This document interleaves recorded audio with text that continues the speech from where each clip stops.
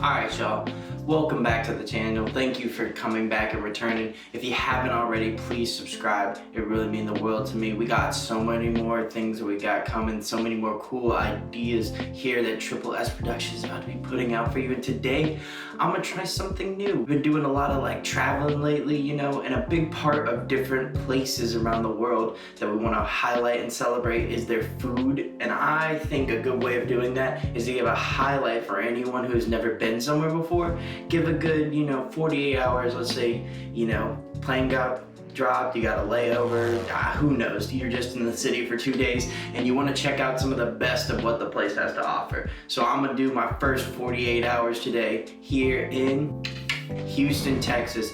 It honestly, I think, is a big city that I think is slept on for its food scene. It's got some amazing stuff. It's another huge cultural melting pot, such a huge city. There's so many options. You can spend way more than 48 hours eating your way through all of the delicious food. I think a great place to start, you just landed, want to check out something, is the Houston Farmers Market. This has a lot of great food options. If you want to cook something yourself, if you want to try and maybe stay a little bit on the cheaper end, grab some cheap produce. It's got absolutely everything you could want. Very fresh picked. They also have a lot of vendors selling their different things you can go and check out. They had a thrift pop up when I was there, and I got this sick Ice Cube t-shirt. Yeah, sometimes they call me Nice Cube. It was such a cool place, and just, I love going to farmer markets because I feel like you get such a sense of what the food scene really is looking like, what the fresh produce, the fresh meats, just the fresh everything in an area is looking like, and it was an absolutely beautiful farmer's market, so I would highly recommend.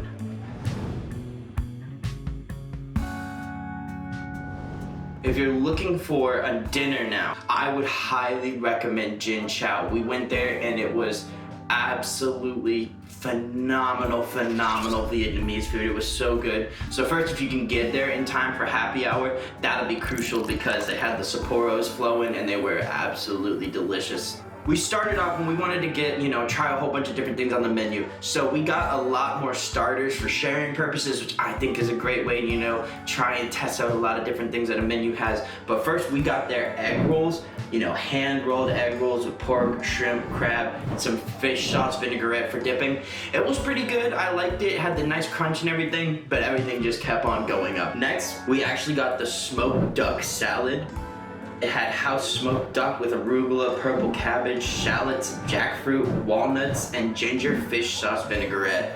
And this one surprised me. I really wasn't sure how I was gonna like all this, like the smoked duck with the arugula and the jackfruit. It sounded like it maybe had a lot of different parts going, but we were definitely intrigued and wanted to try this salad because I'd never heard of something like that before. It was phenomenal. One of the best salads I think I've ever had in my life, and I absolutely would say this is a must-have.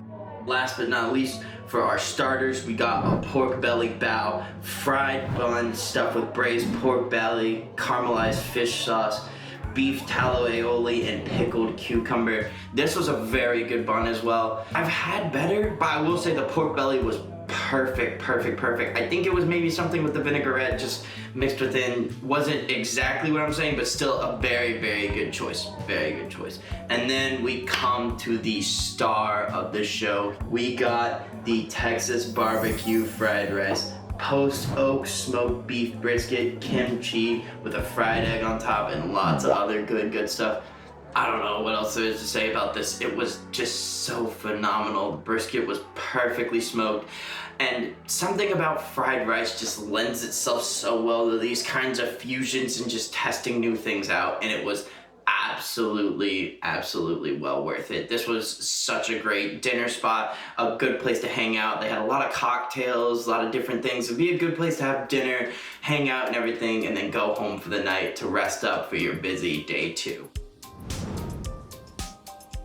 To start off day 2, I'm gonna say I'm starting off mad. And this is myself personally because I didn't get any footage of this place. But I would be remiss if I did not mention for your lunch, if you do not in your first 48 hours, please go to Phoenicia in Houston. I literally didn't get any footage because I saw it blacked out and then came to after and we were already left and I was like, whoa, that was the most amazing food experience I've ever had. I go there every single time I go. It's just the most delicious food.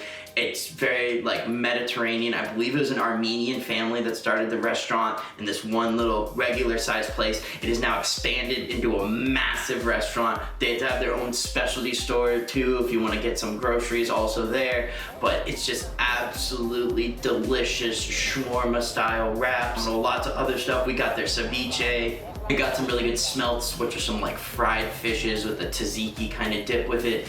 It's just an absolute must go, and I'm kicking myself for not getting footage of how delicious that food was. Last but not least, as far as the food goes, there is no way you can go to Texas without trying some delicious Tex-Mex, like the good kind of stuff. And this is the kind of food that I honestly miss the most living in Vancouver. I feel like we don't have a ton of great Tex-Mex options, but when in Rome, you gotta take advantage of the good stuff. And the best Tex-Mex in town is absolutely Lupe Tortillas, the original. I've heard all of them are very good, but I've only been to the original, and I've heard it's the best. And then in all of its sizzling, steamy, delicious, red hot glory, we got some mixed fajitas. We had it come out with beef and chicken, it came with rice, all the fixings, all the good stuff that you need to make yourself your own little burrito tortilla kind of a thing. Look at my perfect folding form that I got here. I will say the mixed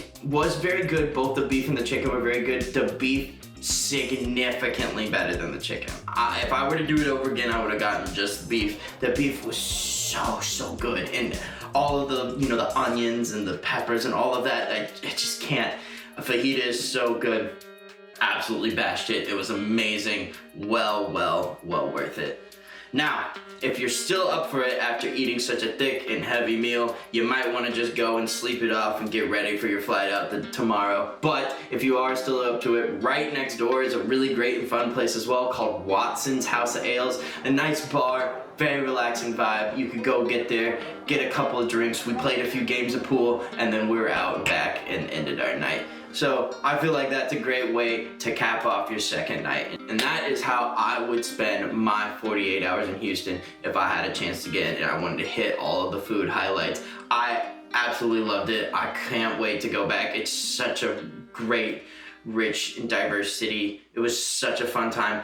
And just let me know, did you guys like this? Like, I really enjoyed doing this. I really enjoyed talking about, you know, my travels, reminiscing on the places that I've gone, and helping, you know, inform you guys. If there's something you guys want to see more about, you know, absolutely give this video a like. Please subscribe to the channel. Either way, comment below on some other cool places you would like to see, and just share this with all your friends and get it out there.